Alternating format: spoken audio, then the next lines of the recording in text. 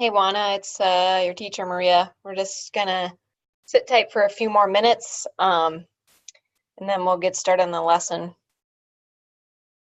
You can unmute yourself if you have any questions, or you can write. There's a little chat box that you can write in if you also want to do that. And we'll just kind of hang out for a second, see if anybody else shows up. Awesome, thank you. Mm-hmm.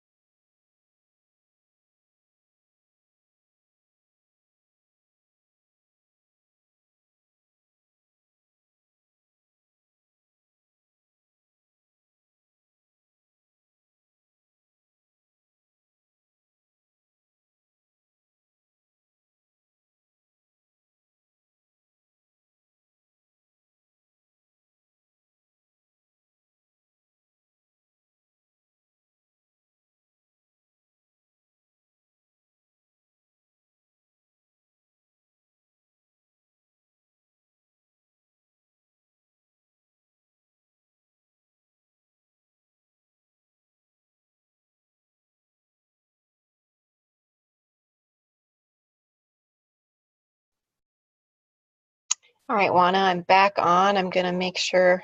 Okay, I think I'm recording.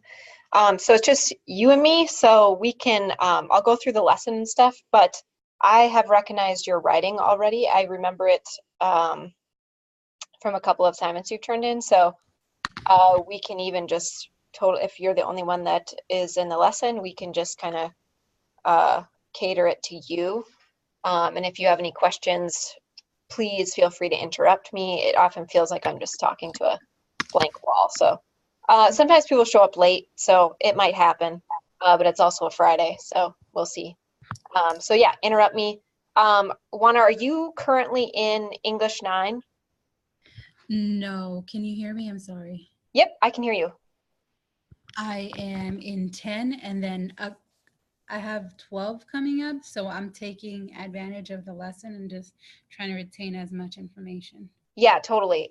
No, I think it's really good that you're showing up to this lesson anyways, because the review that I'm going to do in the first part is going to be helpful for you in any of your English courses. But if nobody else shows up, you can just maybe keep note of some questions you have, and then I can just stop the recording and we can just we can go over some of your writing and stuff if you would rather do that. So, all right. I wanted to, and Juana, I think I remember your writing already, and I think you kind of have a pretty good grasp of the writing format that we follow. But this will be the outline of the lesson.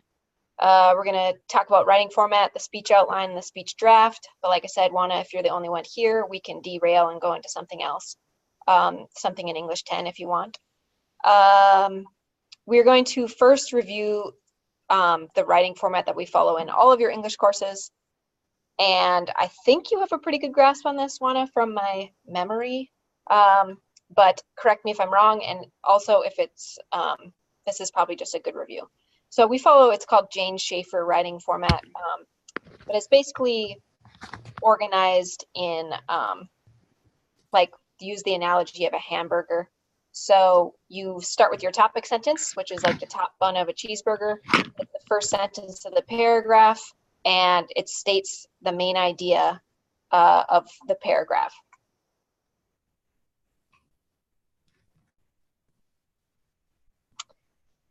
So this is a super generic example, but this would be an example of a topic sentence. In the fairy tale, The Three Little Pigs, the third pig is very wise.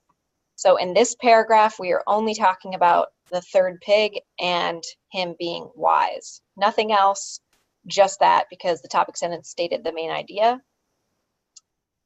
Then we include some concrete details. And this is a term that we've been using, and we use it all through your English classes. Concrete details are like the meat of the cheeseburger. It supports your topic sentence with like facts, quotes, or examples from the text. Or if you're writing a research paper, it'd be like facts from a source that you found. Concrete details are based on logic. In simplified terms, concrete details are facts.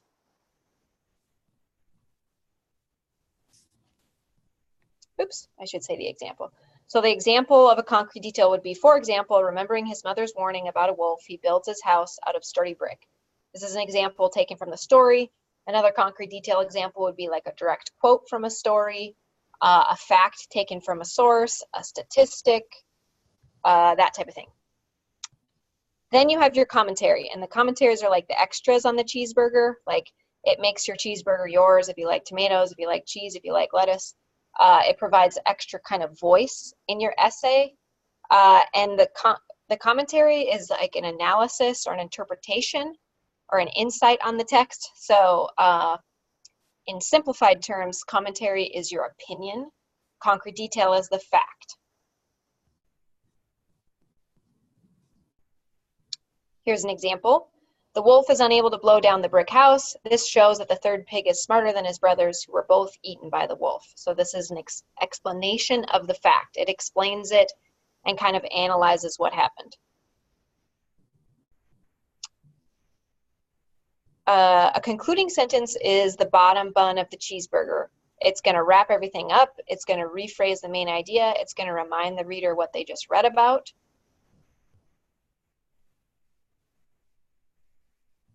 Here's an example. In conclusion, the third pig outsmarts not only his brothers, but the big bad wolf as well. So it restates basically the main idea that this pig was the smartest pig again. So in each paragraph, and this goes for your 5-paragraph essays, some speeches that you write, some informative essays, we follow a topic sentence first, concrete detail, a commentary, and a concluding sentence. Sometimes there's 2 concrete details and 1 commentary. Sometimes there's 1 concrete detail and 2 commentaries. But basically, that's the same format we follow for all your body paragraphs in any essay you write.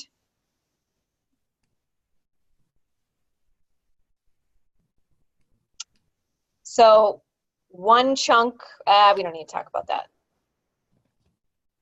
We can skip this too.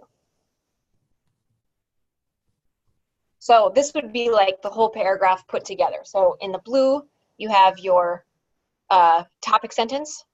So it states the main idea. Then you have your concrete detail in the red, the example from the story. And you have your 2 commentaries, your opinions or explanations on the fact in the green. And then the blue is a concluding sentence that restates the main idea.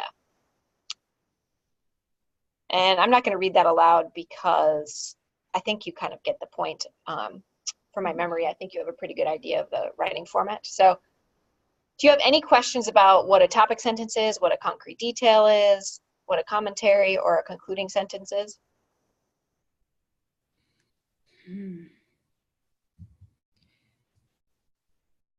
I do, one moment. No, I do not. Okay. So Juana, if you could, because this, nobody else has shown up, and I'm going to go ahead and guess that they might not. Yes. So we can totally derail because this was all about English 9. I would love to. Okay, cool. So I'm gonna just pause this recording.